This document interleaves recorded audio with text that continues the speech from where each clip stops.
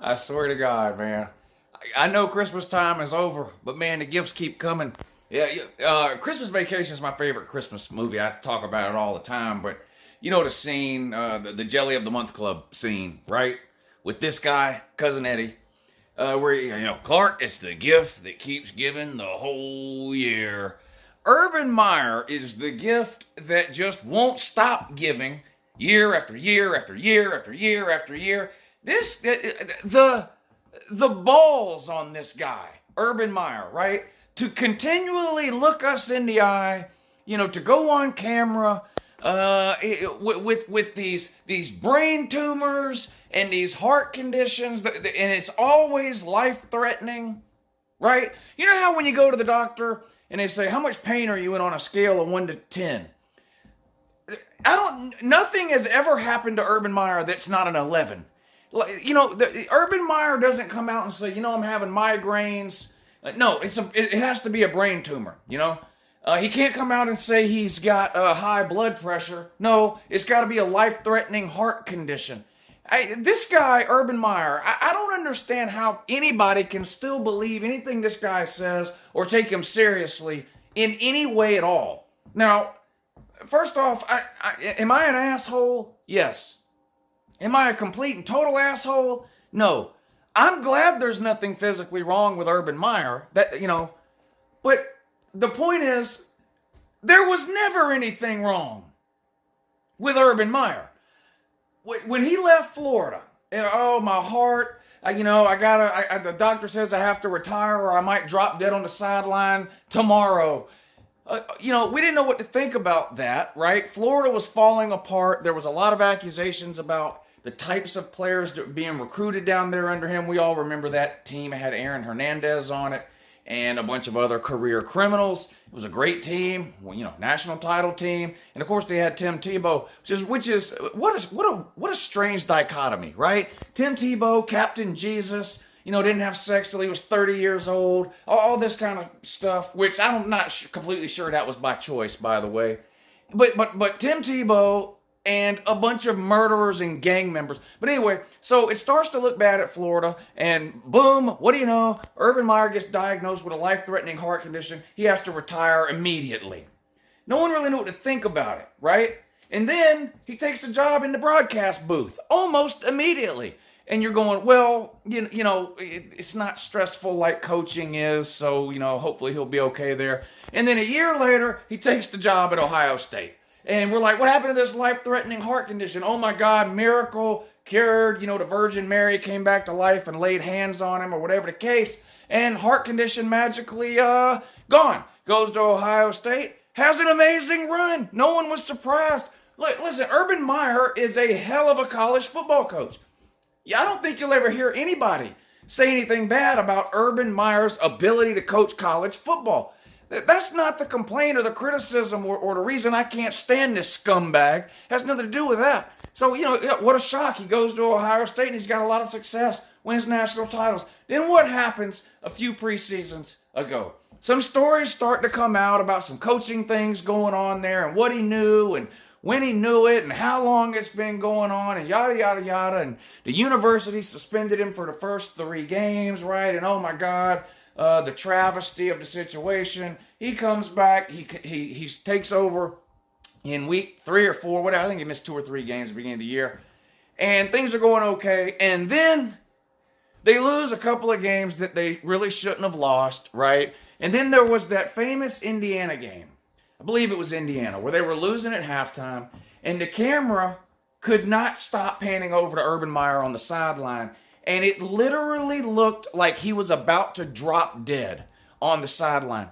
If you were to get a job as an actor and they were to tell you, I want you to act like you're as uncomfortable and in as much pain as possible, and you started to act that out, that was what Urban Meyer was doing on the sideline heading into halftime of that game. Now, they came back and ended up winning that game, and whatever issues physically he was having in the first half were miraculously cured. But then comes the brain condition, right? He's got some sort of I don't even know what it was. He was having headaches or something, and oh my God, I've got this brain tumor. Guess what? I've got to retire. And I've got to retire now, immediately. If I coach one more game, my head might literally pop off of my shoulders, like it's that serious. Again, everything is an 11 with this guy on the 1 to 10. And by that point, I was already on to him, and a lot of people were by that point, and we're no longer buying the heart condition story from Florida. And now here he is again about 10 years later, and he's doing the exact same thing at Ohio State. And then people are looking around going, okay, there's no way anybody's going to buy this. No way. And you go back to when he left Florida, everyone believed it, including the Florida fans. Now, the Florida fans believed it a little bit longer than everyone else did because they wanted to. He was a great coach for them. He got them the national title. You want to be loyal to a guy like that, right? But eventually, even the Florida fans turned on Urban Meyer. Most of the Florida fans that I talk to now on this channel over the last few years, they don't like Urban Meyer. Now, they're thankful for what he did there in terms of games won and national titles and Heisman and yada, yada, yada. But they don't like him now. They see him for what he is, which is a con artist, a scumbag, and somebody that uses fake medical conditions to get the hell out of Dodge when things start to look dicey. Instead of fighting through those things. Instead of taking responsibility for whatever it is that's going on and trying to overcome it. No, he tucks tail with a fake medical condition every time. And it's never anything minor like restless friggin' leg syndrome, which doesn't exist, by the way. It's always a life-threatening illness. So then he leaves Ohio State, and I'm all over YouTube and everywhere else going, this guy's making this shit up. I'm not falling for this again. It's the same routine from Florida. Things start to get sketchy. He's dying tomorrow if he doesn't quit, so he retires. And just like Florida fans 10 years prior, Ohio State fans didn't want to hear it. No, this is real. He put out a statement for his doctor. Like that really means anything. Let's get real. Trump's doctor put out a statement saying he's not overweight and that he's 100% healthy. We all know that's not true. He's obese and eats quarter pounders 3 times a day. So you can literally get your doctor to say anything if you pay him enough. Some of these doctors, some of these doctors. Anyway, but Ohio State man wanted to defend him, and I said, I'm not buying. There's nothing wrong with this guy. What does he do? Quits coaching. Literally the next day, he takes a job with Fox Sports. This time it was ESPN after the Florida debacle. This time he takes a job with Fox Sports. Now, miraculously, he wasn't cured after the first year, which is what I thought would happen, and he ended up at Southern Cal. Nope, that didn't happen. But now, after the second year, where he spent 2 years now in the analyst booth at Fox Sports, as well as a position at Ohio State University, none of which apparently affected his life-threatening brain condition. Now, all of a sudden, guess what? Cured again! This guy is eligible for sainthood. I think you have to have 3 confirmed miracles for the Catholic Church to anoint you as a saint or whatever. He's got 2 that I know of, 2 miracles, and they were both performed on his own self. He cured himself of a life-threatening heart condition 10 years ago, and now he's cured himself of a life-threatening brain condition. This guy's running out of life-threatening conditions. So the news, which I guess I'll get to now that we're 10 minutes into the video, it looks like Urban Meyer is set to take over as head coach of the Jacksonville Jaguars of the NFL. Mind blown. Oh, my God.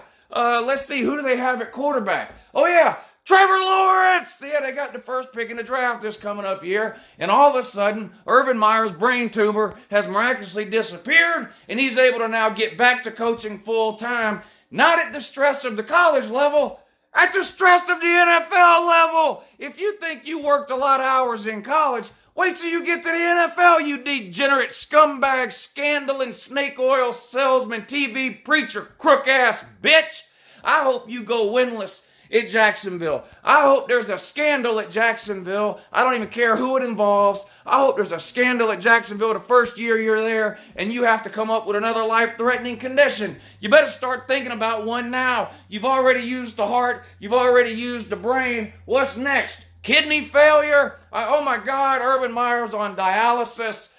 He's got to retire from coaching permanently, which means 1 year until the Notre Dame job or the Southern Cal job opens up and he can get cured again and wind up there. So, bottom line, Urban Meyer, Hell of a college football coach. I've got no clue how he'll be in the NFL. None at all. Steve Spurrier, Nick Saban, doesn't always translate college to NFL. He's a hell of a college football coach.